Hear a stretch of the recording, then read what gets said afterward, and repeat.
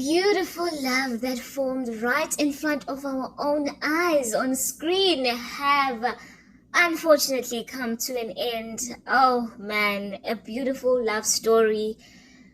Oh, and then life happened. Welcome to my YouTube channel. Please don't forget to like, comment, and subscribe. In with the news, Thato and Gash1 have officially separated. Thato Immaculate released an official statement and it reads as follows.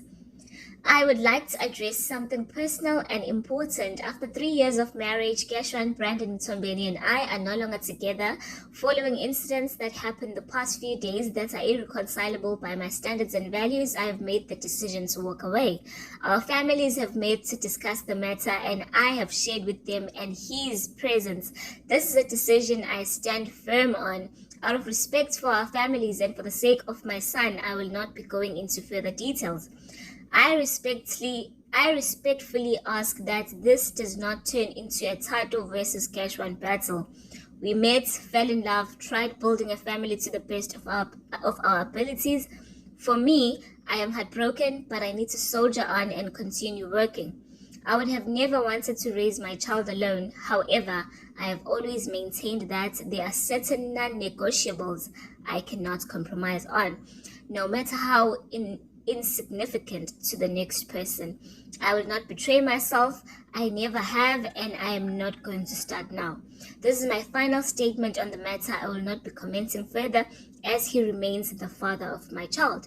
Thank you to my supporters for the love and understanding you've shown me. Moving forward, it will just be me and my baby, and I'm fully focused on building a healthy, happy future for us. I appreciate your continued support during this time. Thato Immaculate. Guys, my goodness, this has to be the most heartbreaking